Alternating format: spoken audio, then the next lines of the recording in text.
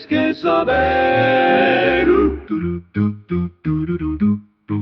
Hola. Hoy nos metemos de lleno en una de las preguntas más fundamentales, diría yo. ¿Qué es exactamente la vida?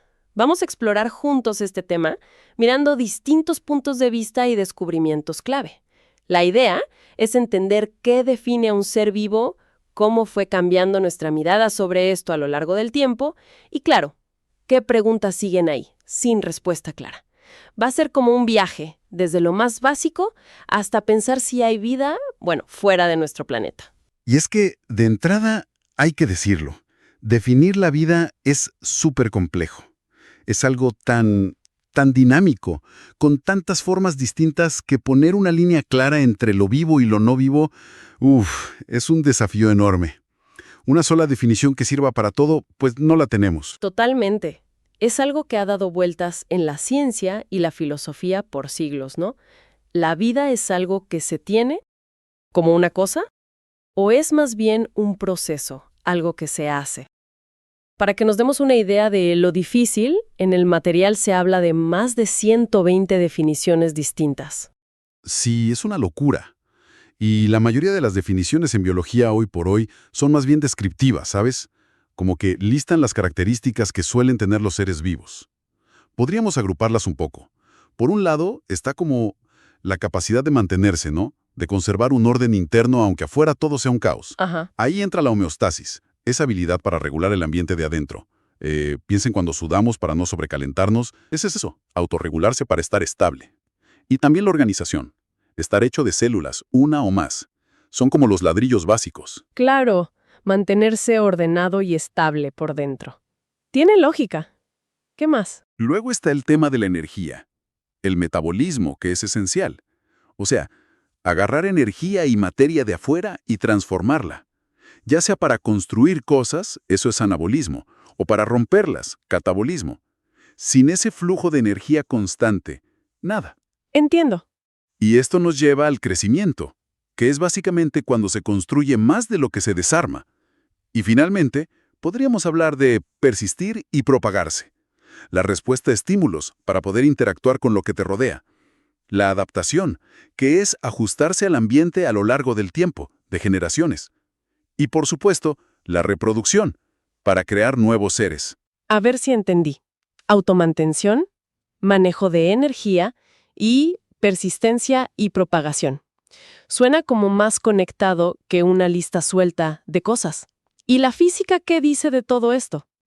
Desde la física se puede ver la vida como sistemas termodinámicos abiertos, o sea que intercambian materia y energía con el entorno, para no caer en el desorden, para mantenerse organizados. Son estructuras moleculares complejas que además se reproducen y evolucionan. La definición que usó la NASA para buscar vida afuera, esa de sistema químico autosostenido capaz de evolución darwiniana, va por ahí. Aunque esa definición tiene sus detalles, ¿verdad? Recuerdo haber leído que se le critica porque, no sé, un individuo solo, un león macho, por ejemplo, no puede evolucionar solito. Necesita a la leona. Es la población la que evoluciona. Entonces, ¿qué pasa con el individuo si no puede evolucionar por sí mismo, según esa definición? Exacto, esa es una de las críticas. También hay otras formas de verlo, como desde la teoría de sistemas vivos. Ahí se habla mucho de autoorganización y autopoiesis. Imagínate una máquina que no solo hace su trabajo, sino que se arregla y se reconstruye sola todo el tiempo. Eso es autopoiesis, la capacidad de autoproducirse. Se habla de agentes autónomos que hacen ciclos termodinámicos y, muy importante, desarrollan funciones nuevas. Esos límites que se difuminan nos llevan directo a los virus. La pregunta del millón: ¿están vivos o no? Siempre se dice que están como al borde de la vida. Y es que tienen argumentos a favor y en contra, ¿no? Tienen genes, se evolucionan por selección natural, se multiplican, se autoensamblan. Todo eso suena muy a ser vivo, pero el gran pero es que no tienen metabolismo propio. Necesitan meterse en una célula y usar su maquinaria para hacer copias. Son, digamos, totalmente dependientes. He entendido. Aunque leí en uno de los artículos que analizamos si esa dependencia no podría ser simplemente otra forma de vivir, como un parásito súper especializado.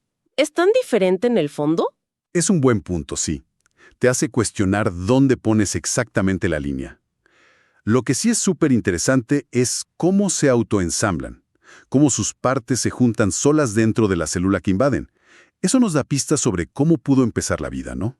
Quizás con moléculas orgánicas que podían autoorganizarse así. Fascinante.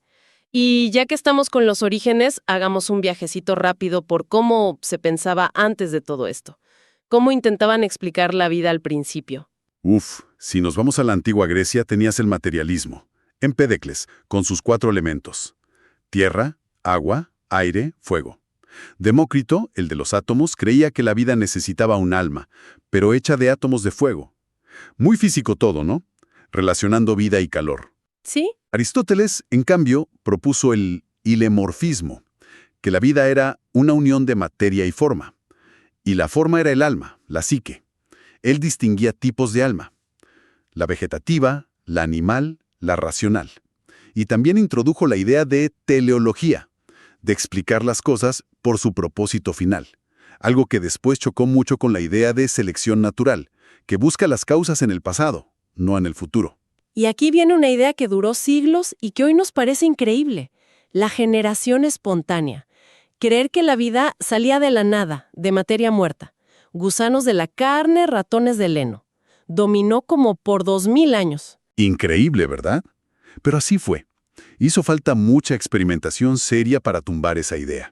Francesco Redi en el siglo XVII, que mostró que los gusanos venían de huevos de mosca, y sobre todo Louis Pasteur, ya en el XIX, con sus famosos matraces de cuello de cisne, demostró que los microbios no aparecían solos si el aire no los contaminaba.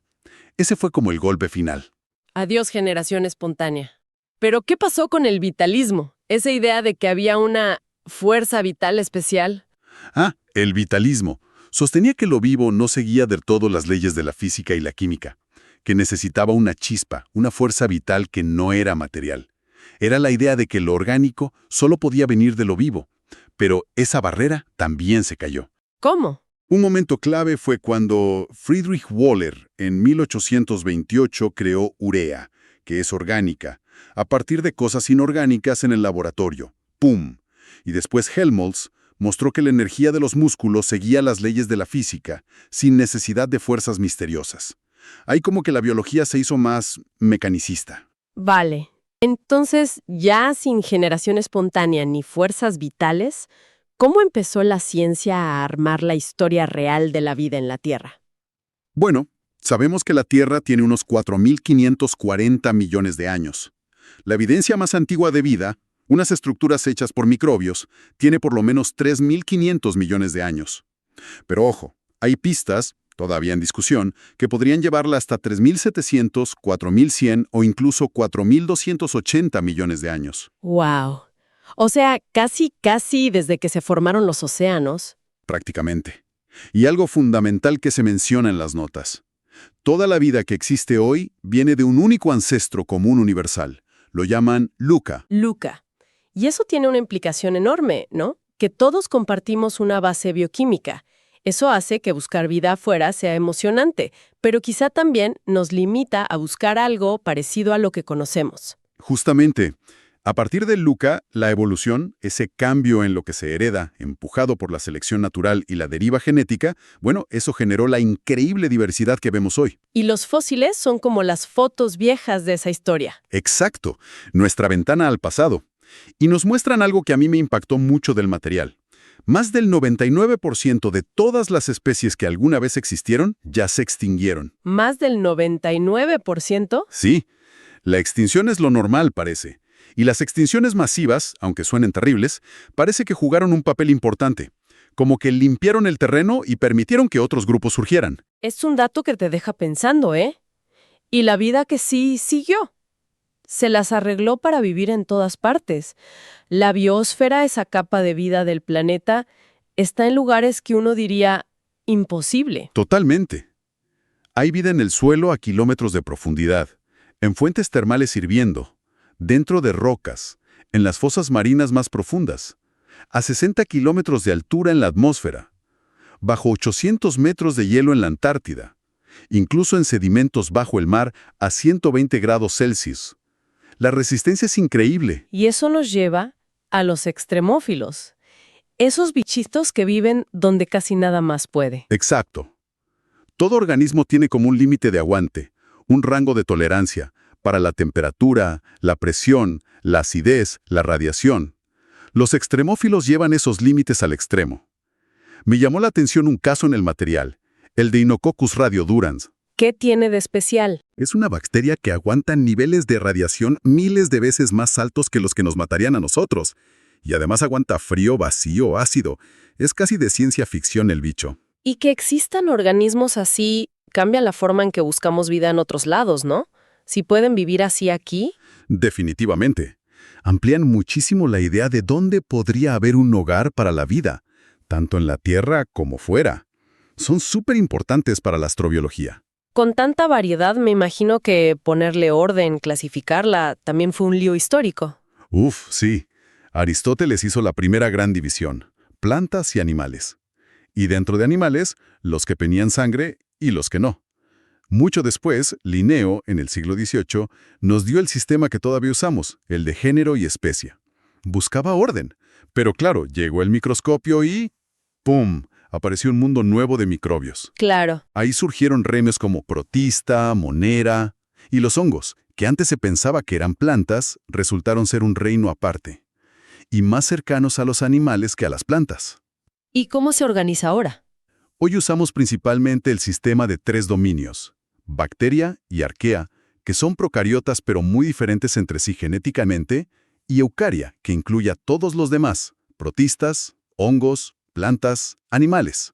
Se basa en cómo estamos relacionados evolutivamente, gracias a la genética. Pero ojo, que esto sigue cambiando, sobre todo con los protistas. Y ahora, con la metagenómica, que es analizar el ADN directo del ambiente, vemos que hay una diversidad oculta enorme, sobre todo de bacterias.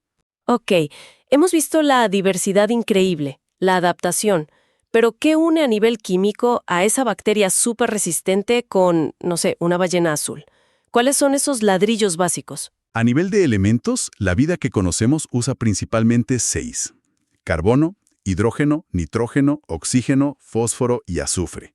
El famoso SINOPS. El carbono es como el rey, porque puede formar cadenas larguísimas y estructuras súper complejas y estables. Es la base de la química orgánica. SINOPS. Y la molécula donde están las instrucciones. El ADN, ácido desoxirribonucleico, esa doble hélice famosa, con sus bases A con T y C con G. Ahí está guardada toda la información genética. Y lo genial es que se puede copiar muy bien para pasarla a la siguiente generación. Es como el manual de instrucciones de casi todo ser vivo. Y todo esto funciona dentro de la célula, la unidad básica. Exacto. La teoría celular, que dice que todo ser vivo está hecho de células y que toda célula viene de otra. Y hay 2 tipos principales. Las procariotas, más simples, sin un núcleo definido, como las bacterias y arqueas, y las eucariotas, más complejas, con núcleo y otros compartimentos internos, como nuestras células, las de las plantas, los hongos. ¿Y qué hacen estas células todo el tiempo? Bueno, 2 cosas súper importantes son fabricar proteínas, que son como las máquinas que hacen el trabajo leyendo las instrucciones del ADN, y la reproducción celular, o sea, dividirse, ya sea para crecer o para reproducir el organismo entero. En procariotas es más simple, fisión. En eucariotas es más complejo, mitosis o meiosis. Y de células solas a la complejidad de organismos como nosotros. La multicelularidad. Que seguramente empezó con colonias de células que se fueron especializando. Algunas hacían una cosa, otras otra, y se volvieron dependientes entre sí. Y para que eso funcione, es clave la comunicación entre ellas, la señalización celular, ya sea tocándose, con hormonas que viajan por el cuerpo o con nervios. Todo esto nos trae de vuelta a la gran pregunta. Si la vida es tan tenaz y surgió aquí, ¿por qué no pudo surgir en otros lugares? ¿Estamos solos en el universo? Esa es la pregunta del millón, ¿no? La que mueve a la astrobiología. Aunque solo tengamos una prueba de vida, la nuestra, muchos científicos piensan que es bastante posible o incluso probable que haya vida en otros sitios. Se busca en Marte, bajo tierra, en las nubes de Venus, en los océanos que creemos que hay bajo el hielo de lunas como Europa, en Júpiter, o Encélado, en Saturno. Y proyectos como SETI están ahí, escuchando el espacio por si llega alguna señal inteligente. Y también se buscan planetas en otros sistemas solares que estén en la zona habitable de su estrella, donde podría haber agua líquida. Aunque ya sabemos que no es tan simple, ¿no? Depende de la estrella, de su edad, de qué está hecho el planeta, hasta de dónde está en la galaxia. Es como un rompecabezas cósmico, sí, con muchas piezas. La ubicación en la galaxia importa por si hay suficientes elementos pesados para formar planetas como el nuestro, y también por el riesgo de cosas como explosiones de supernova cerca. Antes de ir cerrando, había otros conceptos relacionados que aparecían en el material. Vida artificial, biología sintética. Sí, muy brevemente. La vida artificial es intentar simular procesos de la vida en computadoras o robots, más que nada para entender cómo funcionan sus principios básicos. Y la biología sintética va un paso más allá. Intenta diseñar y construir partes biológicas, circuitos o hasta organismos enteros con funciones nuevas, que no existen tal cual en la naturaleza. Es como ingeniería biológica. Busca crear, no solo entender. Muy bien. Ha sido un recorrido bastante intenso, ¿eh? Empezamos viendo lo difícil que es definir la vida, repasamos sus características más aceptadas, vimos cómo cambiaron las ideas a lo largo de la historia, nos maravillamos con la diversidad y la resistencia de la vida aquí en la Tierra, y hasta miramos a las estrellas y al futuro con la biología sintética. Entonces, ¿con qué nos quedamos de todo esto? Yo creo que lo más importante es ver la vida no como una cosa, sino como un proceso súper dinámico que se adapta constantemente. Y que nuestro conocimiento sigue creciendo, sobre todo con herramientas como la genómica, que nos muestran conexiones y una diversidad que antes ni soñábamos. La vida sigue siendo en gran parte un misterio. Y como para resumir esas ideas básicas y datos curiosos que mencionamos, la vida, aunque sea un lío definirla, se caracteriza por su organización, su metabolismo, cómo crece, se adapta, responde a su entorno y se reproduce. Históricamente, pasamos de creer en elementos o almas a descartar la generación espontánea y las fuerzas vitales para abrazar la química y la física. Un dato loco, más del 99% de las especies que existieron ya no están. Y hay organismos, los extremófilos, que viven en condiciones que parecen sacadas del infierno. Todo esto basado en la química del carbono, CHNOPS, y la información guardada en el ADN dentro de células. Y para dejar pensando un poco al final, a medida que encontramos vida en rincones más extremos de nuestro planeta y pensamos en si la hay en otros mundos o incluso empezamos a diseñarla en laboratorios, ¿no nos obliga todo esto a replantearnos qué significa realmente estar vivo? Podría haber vida basada en principios totalmente diferentes, quizás sin carbono, sin ADN, sin células. ¿Quién sabe? La pregunta que va ahí flotando. Muchas gracias por acompañarnos en este análisis a fondo. Hasta la próxima. Todo lo que tienes que saber.